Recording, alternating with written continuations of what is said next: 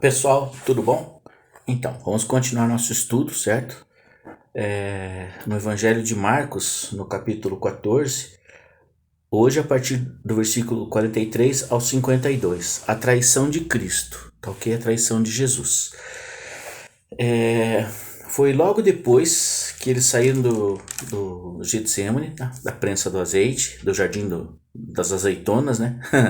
das oliveiras, ok?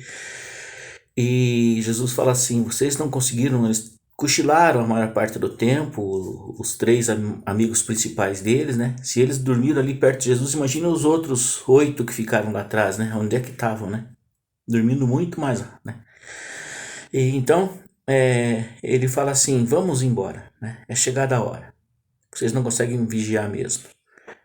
Vamos, e o que o traidor me aguarda. O traidor chegou. No 43, ele consegue. A palavra de Deus no Evangelho de Marcos continua assim: ele mal acabou de falar e Judas, do grupo dos 12, apareceu acompanhado por um bando de soldados e encapuzados enviados pelos principais sacerdotes, líderes religiosos e demais líderes. Eles traziam espadas e paus, e o traidor havia combinado um sinal com eles: aquele a quem eu beijar é o procurado. Prendam-no, não o deixem fugir. Ele foi direto a Jesus e o beijou, dizendo: Mestre. Certo? Pois bem, o traidor aqui é Judas, né? E o perfil de um traidor. Vamos ver um pouquinho o perfil de Judas, certo? A gente aprende um pouquinho a identificar o traidor, né?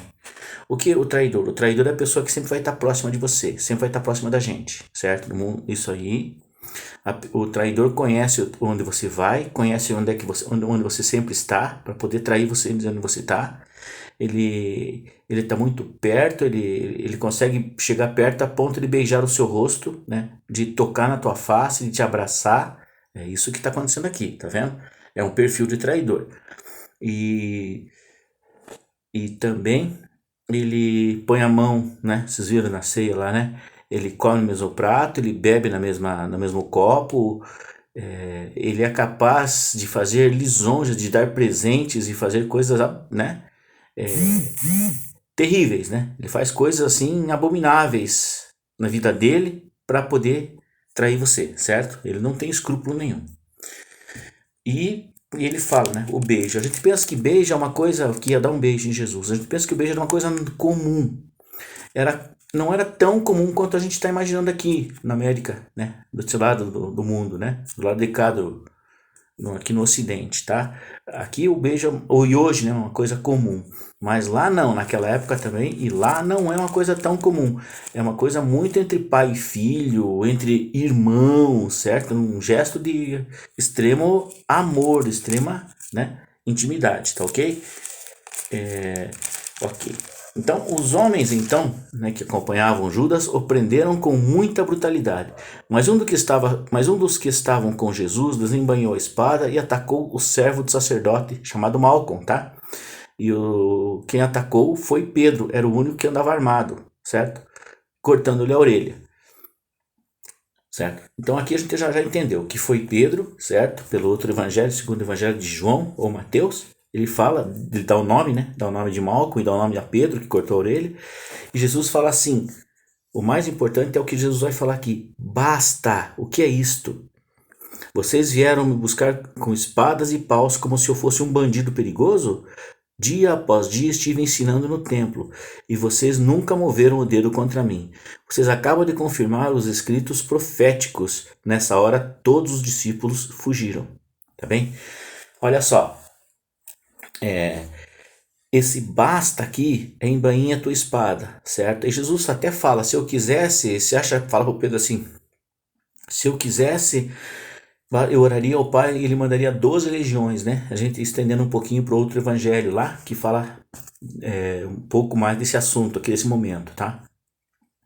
Um momento muito rico, né? E ele fala, se eu quisesse, meu pai, oraria ao meu pai, mas ele não orou, certo?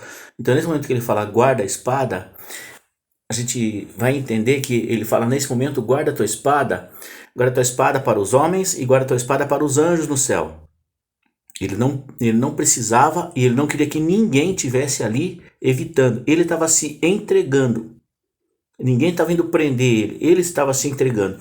Então ele paralisa todos os exércitos celestiais e exércitos de homens que poderiam tentar defendê-lo, que poderiam defendê-lo na terra e no céu. Tá ok, pessoal? Ele ficou sozinho, com ovelha muda, solitária, para ser levado ao matadouro, tá bem? Mais pra frente. A espada, então, eu até anotei aqui, ó. Espada natural é a espada do dia após dia, quando ele fala aqui no templo, né? Ó, dia após dia estive ensinando no templo. Essa é uma espada natural.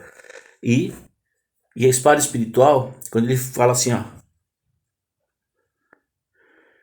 Vocês acabam de confirmar os escritos proféticos. Isso é espiritual. Profético é espiritual, tá ok? E quais eram os escritos proféticos? Tá, em Isaías 53:7 e Daniel 9:26. Daniel 9:26 e Isaías 53:7. Ferirei o pastor e as ovelhas se dispersarão. Quiserem dar uma olhadinha lá, fiquem à vontade, queridos. Vamos para frente. Um jovem seguia um grupo de longe. Tudo que ele trazia sobre o corpo era um lençol. Alguns daqueles homens tentaram agarrá-lo, mas ele escapou, fugiu nu, deixando o lençol para trás. Beleza? Até aqui a nossa leitura, tá? Vamos investigar um pouquinho aqui, deixar que o Espírito Santo fale mais um pouco com a gente aqui sobre esse jovem. Quem era esse jovem, né? Essa é a pergunta. O que ele estava fazendo ali nu, certo? Desprovido de só com uma cobertura, um lençol. O lençol nós entendemos que é uma cobertura, certo? Essa cobertura nós já entendemos também em alguns estudos atrás que cobertura é autoridade, certo? Então quando ele fala assim, desculpe os certos aí, tá? Muito certo hoje. Quando ele fala assim, a cobertura, ele fugiu nu, deixou a cobertura para trás, é exatamente o que nós vimos ali em cima, certo? Quando Jesus manda guardar a espada. Esse jovem pode ser um homem e pode ser um anjo, coisas naturais ou espirituais, tanto faz, certo? Ambos perderam a autoridade nesse momento, quando Jesus diz basta ali em cima, certo?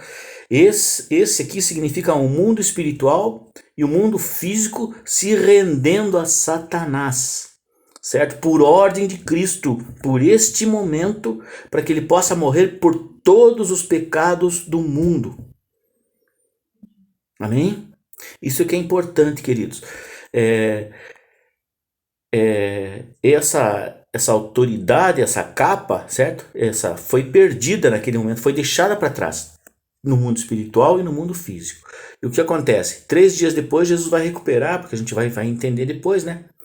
Que ele vai fazer isso tudo, e ele vai morrer, ele vai ser, né, vai morrer, vai pregar os espíritos em cadeia, vai tomar as chaves da morte, do inferno, mas isso é um assunto para frente, né? Não vamos tentar secar o assunto agora, tá bom? Queridos, essa é a palavra de hoje, tá bom? Dá uma lidinha lá com carinho, tá? Quem era esse jovem? Põe no teu coração lá. Alguns teólogos, tá? Definem não, né? Eles explanam, né? Dão uma ventada, digamos assim, né? Nesse jovem, como sendo o próprio Marcos do Evangelho, que está escrevendo esse Evangelho. Esse Marcos seguia, né, muito de longe, porque ele estava ali, é a primeira vez que ele apareceria, então, no Evangelho, né? Para quê? Por quê? Porque eles dizem que poderia ser o filho do dono do lugar onde Jesus e os discípulos, né, os apóstolos, fizeram uma última ceia. Entendeu? Mas isso é teologia. É bom a gente sempre estudar. Claro que são homens muito entendidos do assunto, não tem ali, né? Não é ninguém simples, eu acho, né? É muito estudo que faz isso, né? A gente sabe que o teólogo ele vai lá em Israel pesquisar a fundo, vai ler os livros históricos, eles sabem, eles têm muito conhecimento mesmo, né? São professores, né? E são mestres, tá ok, queridos? Isso é muito importante. A espada, certo? Que essa espada é no mundo espiritual e no mundo físico, tá bem? E o traidor, né? Veja o perfil, pesquisa o perfil do traidor na tua família, na tua casa, na igreja, tá ok, querido? Isso que é importante. Amém? Eu acho que é isso. Deus te abençoe. Tchau. Bom descanso.